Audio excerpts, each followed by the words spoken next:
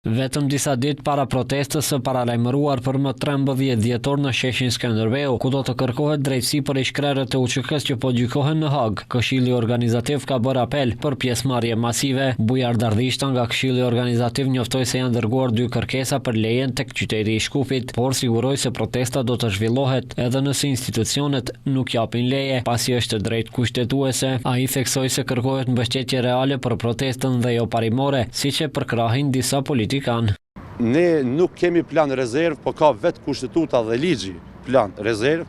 Është ligji, tash citoj në mënyrë taksative, ligji mbi protestat neni 5.1, ku thot shprehimisht se qytetarët se e drejta e protestës ta sqarojnë një gjë. Vetëm në 2 mënyra mund të kufizohet, në rrethon lufte dhe në gjendje të jashtëzakonshme. Kjo e drejtë madje buron nga ligjin që ja citova, edhe pa leje paraprake nga çfarëdo organ shtetëror. Vetëm me njoftim paraprak 24 orë apo 48 orë drejtuar Ministrisë Punëve të Brendshme.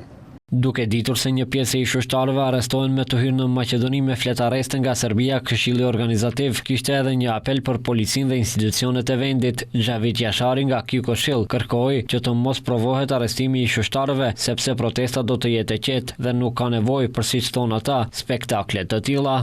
Ne ju themi edhe shtetit Maqedon që mos të tentoj të bëj spektakle të tilla. Kjo gjykat është dashur të jetë inekzistente.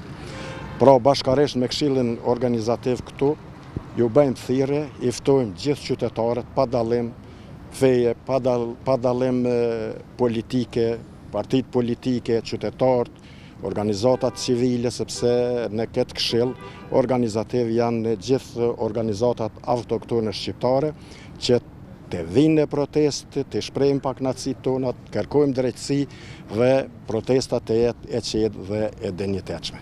Ndryshe, protesta në Shkup vjen pas protestave të realizuara në Tiranë, Prishtinë, Hag dhe në Strasburg. Në vendin ton, protesta e tillë është paralajmëruar më 13 dhjetor në sheshin Skënderbeu në Shkup në orat 13. E njëjta është komentuar edhe nga politikanë eminent që kanë paralajmëruar përkrahje dhe pjesëmarrje në të njëjtën.